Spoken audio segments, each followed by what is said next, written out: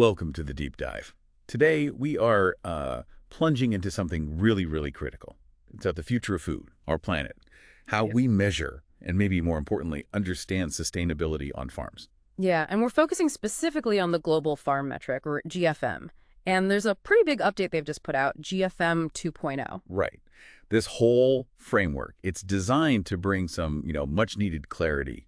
structure, because this whole area, let's be honest, can feel incredibly complex. Absolutely. And for this deep dive, our source material is, well, it's straight from the horse's mouth, really. It's a recent webinar transcript, June 3rd, 2025, featuring the actual team behind the GFM. So they shared insights from years of work, development, and importantly, real-world trials. hmm So our mission here right now is to sort of unpack what this GFM thing is. Why does it matter? How did they actually build it? What's new in this 2.0 version? And crucially, how is it being used?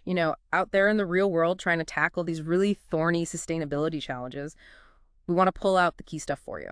Because as the GFM team really emphasizes measuring sustainability, it's just way more than a single number, isn't it? Oh, definitely. You have to understand the whole interconnected system. And this framework, it gets into everything. Soil health, wildlife, sure, but also the well-being of the farmers, the community around the farm. The economics. And the Well, economics, exactly. It really tries to capture that whole picture. okay, so let's start with the big problem, the context. We all know unsustainable practices are, well, they're driving huge global challenges. Climate change, biodiversity loss, the list goes on. And how we produce food is like right at the center of that problem, isn't it? It impacts our health, economies, communities, sometimes in ways we don't even see immediately. That's the stark reality. But then there's the flip side, the optimistic view. Which is the driving force behind the GFM, really. This core belief that the way we farm can fundamentally shift. It can become a massive part of the solution, not just the problem. Right, and that's where the Sustainable Food Trust comes in. Their whole mission is accelerating that shift. And their work on true cost accounting, this was back around 2014, that really shone a light on this, identifying those unidentified externalities. Right, the hidden costs or benefits of food production that just don't show up on the price tag in the supermarket. Exactly. And what's fascinating is the question that popped out of that work. It was pivotal. Good, what? Basically, if these costs and benefits exist, and we know they have real value or cost to society, to nature, how can farmers possibly drive change? How can they aim for the positive outcomes if they don't have a clear way to measure them, to account for them? Ah, okay. But then, as they started actually developing the GFM, they hit another realization, didn't they? Measurement wasn't the only piece of the puzzle. No, not at all. They realized to really incentivize more sustainable farming, you first have to define it. Like, what does sustainable farming actually mean? What are the positive outcomes we're really aiming for? They really wanted to avoid those unintended consequences, Right. creating incentives that accidentally make things worse somewhere else. Precisely, which happens all too often when you focus too narrowly. So this whole process really hammered home a key insight. Sustainability, it's not one thing. It's not a single metric. It's complex. Hugely complex, yeah. And very context specific. It's about this whole interconnected system. Nature, people, economics, and all those parts need to thrive together. Because, let's face it, a system that isn't economically viable, it's just not going to last, is it? Even if today's economics don't capture that true value yet. Exactly. You need the evidence to make that case, to drive that change. So we know the goal is complex, the problem is huge, but why has progress felt, well, kind of slow sometimes? What were the big stumbling blocks they kept running into? Yeah, through all their work, they consistently saw three key barriers holding things back. Okay, barrier number one. Knowledge, just plain understanding. It's actually hard to grasp what sustainability truly means in practice, especially if you're only looking at one bit, like carbon or, yield, instead of the whole farm system. Right, so just knowing what to aim for is tough. Okay, barrier two. Measurement and monitoring. This is a big one. Even if you think you know what you want to achieve, trying to measure it, well, the landscape is just confusing. How so? There are tons of different ways to measure, different metrics. Often there's no clear definition of what good looks like, no shared outcomes. So everyone ends up measuring slightly different things. It's like trying to navigate with 100 different maps telling you slightly different routes. Creates a lot of noise, I imagine. And the third barrier. This one's maybe the toughest. The deep built-in structural and systemic barriers, Meaning. meaning the business case for doing the right thing for sustainable farming is often pretty weak. And worse, sometimes policies or incentives actually reward damaging practices or, penalize good ones. The whole system doesn't always support the change needed. Okay, so those three barriers, knowledge, measurement, and the system itself. And that's where the GFM framework comes in. It was built to tackle these specifically. Exactly. And a core realization they had was that defining sustainability, creating a common language for it, was just as crucial as measuring it, maybe even more so at the start. So it provides the language, the structure. Yes, that's key. The GFM offers this structure for looking at the whole farming system. It helps identify consistent indicators, and these indicators let you measure progress against a clear set of shared outcomes. And having those shared outcomes is the foundation. It's foundational because it lets all these different groups, farmers, advisors, food buyers, policymakers, researchers actually work together. They can have a conversation because they're aiming for the same goals, talking about the same things. So the GFM isn't trying to be like the one single tool to rule them all. No, definitely not. It's more like a standard language, an architecture everyone can build on. Their mission, as they describe it, is really to help others with their mission. They're not trying to replace all the brilliant tools already out there. It's about providing that common architecture, that map, so everyone can work around it, strengthen their own approaches, and hopefully catalyze change because everyone's using a more joined-up language. And a lot of work went into refining that architecture, especially for this GFM 2.0 update. It's been about 18 months since version 1.0 came out. Yeah, they really deepened their understanding, worked on the content, the logic. A big focus was figuring out what was missing elsewhere. How could they genuinely add value, provide additionality, they call it. And this wasn't just theory, right? They looked at a lot of existing stuff. Oh, yeah. They synthesized information from over 150 different frameworks already out there and over 1,700 indicators. Wow, 1,700 indicators. Just trying to wrap your head around that. It really shows you the confusion, doesn't it? So sorting through all that was vital, figuring out which indicators are actually useful, usable, especially when you're trying to measure progress towards defined outcomes. And they haven't done this in isolation. Yeah. It's been collaborative. Very collaborative. Working with partners on projects, getting the GFM used in other people's research. It's been cited in over 50 publications now. But the real proof is in the pudding, right? On the ground. Absolutely. And they've tested it extensively. Over 500 farms involved in trials across 23 countries, 6 continents, some directly managed, some through partnerships. They mentioned specific trips to places like Australia and Borneo to see how it worked in really different contexts. Okay, that's significant real-world testing. Yeah. So with all that global experience, what did they actually learn? What were the big takeaways from those trials? Well, one of the most striking findings was this.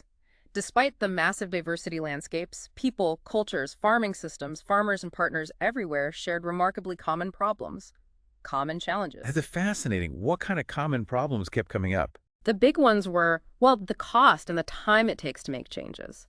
Just finding the time to step back, think about the problems, learn new solutions, and often, maybe most fundamentally, just not knowing where to start. Not knowing where to start.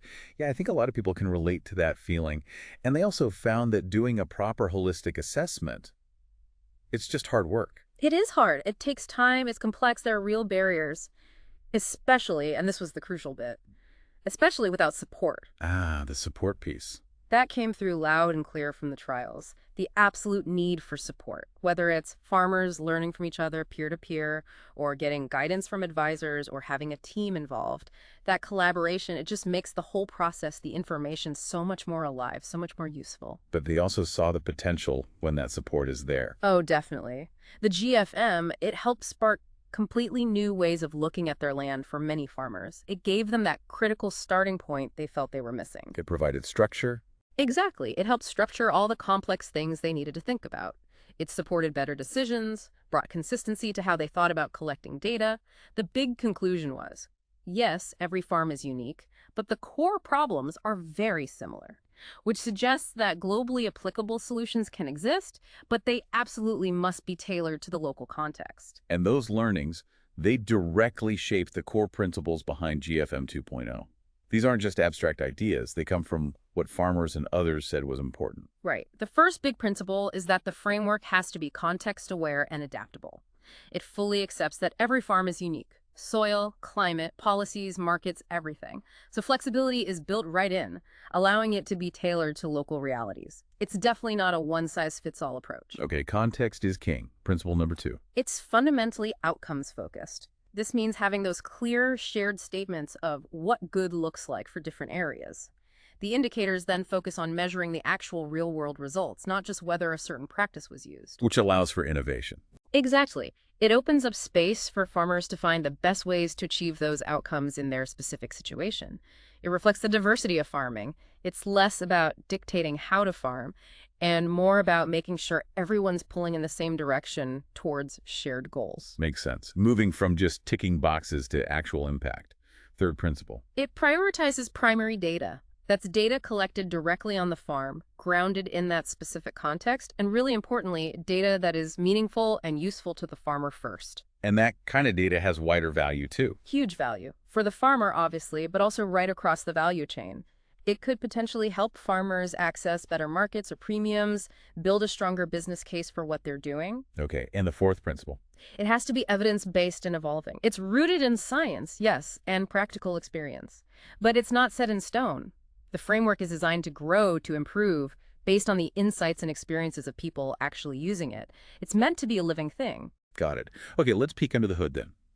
What are the actual building blocks, the 5 key elements that make up this GFM 2.0 framework structure? Okay. They've broken it down into 5 core parts. First up, they explicitly recognize contextual factors. Right, we touched on this. Things outside the farmer's direct control. Exactly. Weather, soil type, market access, policy. Making these visible up front is crucial because you just can't assess sustainability fairly in a vacuum. You need that context to design smarter support, fairer policies. Okay, context first. Then what? Then you have the 12 categories. These are like the main chapters covering the major posts of the farm system.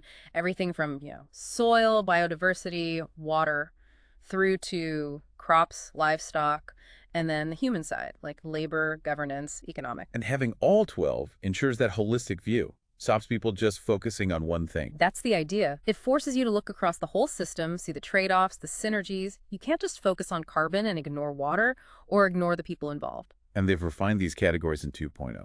They have. For example, they added a specific land use category that looks at how land is used, how connected it is in the wider landscape, buildings, infrastructure. It encourages more of an ecosystem or landscape thinking. And they significantly beefed up the social categories too, really trying to capture the lived experience of farmers and workers, things like equity, well-being, and the farm's role in the community. Okay, that sounds much more comprehensive. So context, then categories. Yeah. What's next? The outcomes. These are those really important, clear, shared statements of what good looks like for each category. They are the goals. The North Star, you called them earlier. Exactly. They align everyone, farmers, buyers, policymakers. They link what happens on the farm to those bigger environmental, social, and economic goals we're all trying to achieve. And they've refined them so they're shared goals, but still flexible enough to be adapted locally to sit alongside a farmer's own priorities. Right, so context, categories, outcomes. Yeah. Drilling down further. Yep. Inside the categories, you find the subcategories. These break down each category into more specific areas of focus. They add that layer of detail you need for practical assessment. They've improved the logic here, too. Can you give an example of subcategories? Sure, think about the water category. The subcategories might cover things like, what's the water source? How much is being used? Where is it being used on the farm? And what's the quality or condition? Are there pollutants involved? It ensures you're looking at the key aspects within water management. Okay, makes sense. Yeah. And finally, tying it all together for measurement. The indicators. These are the actual tools, the metrics you use to track progress towards those outcomes within those subcategories. You need good indicators adapted locally to get meaningful data, data that helps farmers get recognized or supported. And you mentioned they're looking at different types of indicators now, not just outcome indicators. Yes, this is a really interesting development. While outcome indicators measuring the actual change remains central, they're exploring how other types of indicators help tell the full story, the full farming journey, as they put it. Let's unpack that. Why different types? Why is that important? Because they realized, and this is a key insight, that you actually need each type to get the full picture. No single indicator type tells you everything you need to know about sustainability on a farm. Okay, so remind us of the 4 types. First, you've got target indicators. These just set the ambition, like we want to be net zero by 2040. The GFM outcomes can actually help shape these targets. Simple enough. Then practice indicators. These track what is being done. Are cover crops being used? Yes or no? Are synthetic inputs being reduced? Yes or no? They give you early evidence of action, which can be useful for, say, compliance or basic certification. But just knowing someone uses cover crops doesn't tell you much about the scale or impact. Exactly right. Which leads to the third type, results indicators. These measure how much. Not just if cover crops are used, but how many acres are under cover crops. It gives a much clearer picture of implementation. Okay, and then the 4th type, the North Star. The outcome indicators. These tell us what actually changed as a result of everything else. Did soil organic carbon actually increase? Did water quality measurably improve? Is biodiversity demonstrably recovering? Are farm profits more resilient? These measure the real-world impact, and they remain absolutely central to the GFM philosophy. So the real power comes from looking at them together. Absolutely. Combining them gives you a much richer, fairer, and more adaptable view. It lets farmers, advisors, policymakers track progress in different ways, tailor support better, and unlock value based on different types of evidence, all suited to the specific context. Integrating these effectively is a big area of ongoing work for them. When people visualize the GFM, it's often shown as a wheel. What does that visual help convey? The wheel, yeah, built around those 12 categories, it really drives home that it's a whole system approach. It brings together the natural environment, the social and human stuff, and the economic realities. It's designed to capture, everything that matters for understanding farm sustainability in a holistic way. Let's just quickly walk around that wheel. Governance, for instance. Why is that in there? Governance looks at how decisions get made on the farm, the values, the processes. It's about the how and the why, not just the what. Including it brings transparency, helps build trust, maybe provides assurance for supply chain partners. Okay. Then the natural systems, air, climate, soil, water, biodiversity.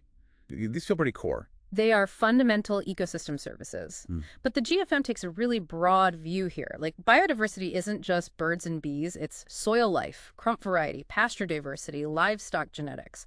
It's a whole farm ecological perspective. And data from these areas is obviously critical for corporate reporting, understanding climate risk, nature positive goals. Then the agricultural systems, land use, crops, livestock. The production side. Right, the core operations, what you grow, what you raise, how you manage the land. These decisions shape the farm's sustainability profile and its outputs. Understanding these is key for seeing those on-farm trade-offs and opportunities like balancing productivity with, say, carbon storage. It gives buyers and certifiers visibility into the actual farming practices. And human inputs. Things like fertilizers, fuel, and labor. Yep, including these highlights where farms depend on external resources and, crucially, brings in the social factors. Where do inputs come from? What are the conditions for farm workers?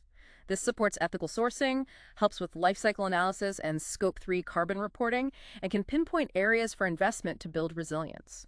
And right there, often in the middle, economics. The essential third leg of the stool, including economic viability, makes it crystal clear. For change to stick, it has to make business sense on the ground. Farmers need to stay afloat. Demonstrating economic benefits alongside environmental and social ones is key to building the case for fairer pricing, more balanced supply chains. And framing the whole wheel, those contextual factors again. They provide that vital backdrop. They ensure you interpret the data fairly, acknowledging the real-world constraints farmers operate under. This allows for much smarter, more targeted interventions and support. So, taken together, that wheel gives you a really grounded, holistic picture.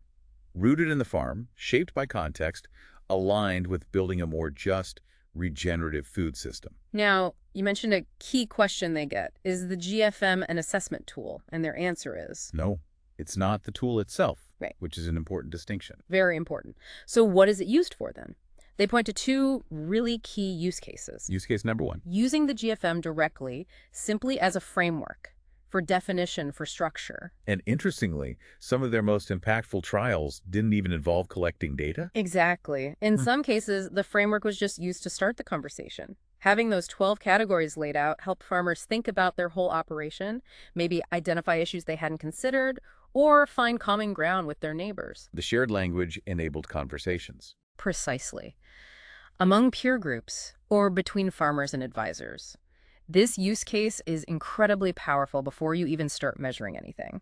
It provides the definitions, clarifies the goals, helps organize the approach, and aligns everyone around what good assessment looks like. Define what you're measuring before you measure it. Makes sense. Okay, use case number 2. Using the GFM to guide tools and data collection. Because measurement is important, farmers do want to know the results. But the GFM team isn't building the apps or the soil sensors. No, that's not their lane. Their role is to guide the people who do build those tools. The GFM provides the definitions, the vision of holistic sustainability, the structure for the data, and it pushes tool developers to think broader, to build tools that capture that whole picture, not just, say, carbon. They nudge others to be more holistic. And talking about data, you mentioned earlier they prioritize primary data collected on the farm. Why is that specific distinction so important right now? It's a really critical point. A lot of the supply chain, especially for things like environmental footprints or life cycle analysis, LCAs, they often rely heavily on models. Models using average data, secondary data. And the problem with that is? Well, those models, while useful up to a point, can be pretty blunt instruments.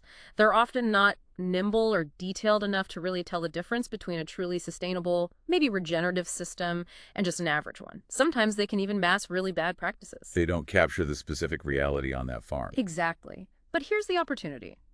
If we get a better supply of robust primary farm data, collected using a consistent framework like the GFM, it could help create much better, more adaptive LCA models that actually reflect what's happening on the ground. That's a big area of work right now. Okay, let's make this more concrete. Yeah. Can you share some specific examples of how the GFM is being used?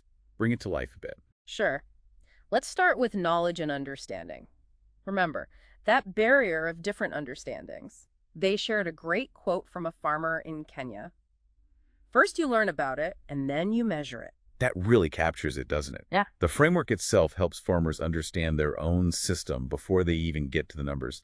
You can almost picture that GFM wheel poster on the farm office wall, just as a reminder. Totally. Another example is their work with Basis in the UK. That's a big platform for training farm advisors. They're using the GFM framework as the actual curriculum for an online learning platform on holistic sustainability. So all the advisors are singing off the same hymn sheet, as they say. That's the goal, giving them that consistent language and approach when they talk to farmers. Okay, how about measurement and monitoring in action? Well, GFM-based assessments are being used in trials globally to collect data across that whole wheel. They shared some really vivid stories from the trials in Australia. Australia diverse, challenging conditions there. Hugely diverse, yeah. Tough conditions, but incredible resilience and adaptation from farmers. But one story really stood out. It was about a farmer who wasn't leaving because the farming itself failed, but because the rural community around him declined. The school closed, the local shop closed. Wow. A stark reminder that farming isn't just about the land. It's people, community. Absolutely. It hits home why those social categories in the framework are so vital. It's that three-legged stool again. They also mention, how sensitive language can be, terms like regenerative or even sustainability. One farmer apparently avoids the topic at the pub. Really? Yeah. It shows you need neutral language, focusing on shared outcomes everyone can agree on, like don't we all want clean water and a viable business? It proves measurement has to be grounded in the farmer's reality, adaptable. And the practicalities. Who collects the data? How? The cost? Yeah, they talked about that complexity. Who does the assessment? The farmer. A consultant. How much verification is needed? Initially, maybe farmer self-assessment sounded good, but trials showed that collaboration is key. Having support from advisors, peers, makes the data better and the process more valuable for the farmer. But there's still the issue of reward, right? Why collect data if there's no benefit? That's still a major hurdle. Farmers are understandably reluctant to invest time and effort without seeing a clear return. The Sustainable Food Trust is actively working on ways to drive those rewards, connect data to value. And the timing of measurement. Things change at different speeds. Right. Soil carbon changes slowly. Water quality might change faster. It's about finding sensible rhythms with assessment providers. Their conclusion: there's no single right way to collect data. It depends on why the farmer is doing it. Is it for their own understanding? Or for verified data for a specific market? What do they need to know? What drives their bottom line? The GFM provides the map of what to consider. Then they work with others on the how. Okay, how does the GFM help with communication? They see the data collected as a powerful communication tool. Farmer to buyer, retailer to consumer, many levels. They worked with Natura, the wholesaler retailer. GFM trials sparked really productive conversations between their farmers and the Natura team. How so? The data helped them talk specifics about challenges, opportunities on each farm. It led to tailored growing plans, mutual support. The data basically kickstarted a better conversation. So the numbers became a bridge. Exactly. Another example, working with Meals Yard Dairy, the cheesemonger, exploring if GFM primary data could be used for consumer communication, maybe even on labels. That connects to the eco-labeling issue you mentioned. Right. They cited that clear consortium report again, saying current LCA models often aren't nuanced enough for good eco-labels. They mask differences. The hope is that GFM, with its holistic primary data focus, could eventually enable more truthful labels that reflect farm reality, helping consumers and creating fairer supply chains, though they admit that's more of a future goal. Okay, finally, how does GFM tackle those big systemic and structural barriers, especially around policy and finance? This is where it gets really interesting. They described a DFRA pilot project in the UK. It combined landscape-level spatial data with GFM primary data from individual farms. What did that combination achieve? It helped farmers access finance they couldn't get before. The individual GFM assessments helped farmers pinpoint their own needs and opportunities. But aggregating that farm data with the spatial data showed landscape-level patterns and challenges. This allowed clusters of farmers to go after larger finance packages together to fund the transition across a whole area, something they couldn't do alone. That's really tangible, using the framework to unlock investment. And it had policy ripples, too. That combined dataset gave local government a much clearer picture of agriculture in their region, public goods being delivered, water quality issues, investment needs. It directly fed into creating local nature recovery strategies, a key UK policy initiative. And this all circles back to that original idea of true cost accounting, doesn't it? Absolutely. By creating a harmonized way to measure outcomes holistically, frameworks like the GFM move us closer to shifting the economic advantage, away from farming that costs society and nature towards systems that actively benefit the health of people and the planet. So, looking forward, what's next for the GFM and the Sustainable Food Trust? What's on the horizon? Well, the SFT sees itself as a small, catalytic group. Their main job is embedding these core ideas. The systems approach, the need to balance environment, social, and economics, those three legs of the stool, they plan to just keep banging the drum, as they put it. Any specific focus areas for their upcoming work? Yeah, finance is a big one. Using the framework to help structure finance, making sure different schemes actually align and push towards shared sustainability goals, learning from past mistakes where incentives went wrong. And international collaboration must be key for something global. Definitely. The conversation has to be international. They're working with groups like Region 10 to embed that farmer perspective, empower producers, foster the common language, and keep the holistic focus truly global. What about the framework itself? Refining the indicators. Yes, that's a major focus for the next year or so, trying to establish a kind of minimum set of internationally applicable indicators, ones that are genuinely useful for farmers, but potentially also sufficient for supply chain reporting. The goal is to simplify data collection where possible and improve interoperability, making data flow better. And continuing the measuring and monitoring work. Yep. Keep working with assessment providers, encouraging them to adopt GFM principles, guiding their tool development towards being more holistic. And getting the word out, education. Crucial. Embedding these holistic ideas into training for advisors, young farmers, experienced farmers, farmer groups, making this the common language of sustainability across the board. So if someone listening is thinking, okay, this is relevant to my work, how can they learn more or maybe get involved? They have a new website that's the best starting point. You can find info on the trials, reports which are designed to be quite skimmable, with deeper dives available if you need them, and explore the framework itself. And follow them on social media, newsletter signups, the usual channels. Right. And importantly, they really encourage people to just reach out. If you're interested in using the framework, seeing how it fits your work, or just want to talk it through, they are, quote, always up for a chat. There's an email. info@globalfarmmetric.org.au. And you can even book a follow-up call, apparently. They genuinely want feedback. It's an ongoing, evolving process. And they mentioned it's good to see similar work happening elsewhere, like in Australia. Yeah, it reinforces that lots of people are pulling in the same direction, using frameworks to create that common language and share learnings globally. It's a collaborative effort. Okay, so that was our deep dive into the global farm metric. A framework that's really providing an essential language, a structure, a vision, all needed to understand, measure, and ultimately drive holistic sustainability in farming. It's about getting beyond those single metrics, isn't it? Seeing the connections on nature, people, economics. It really is. So a final thought for you listening. Think about the complex systems you interact with, maybe in your work, maybe elsewhere. How could having a clear framework, one that maps out the key parts and the desired outcomes, help you understand the challenges better and maybe figure out where to even start making progress? Thank you for joining us for this deep dive.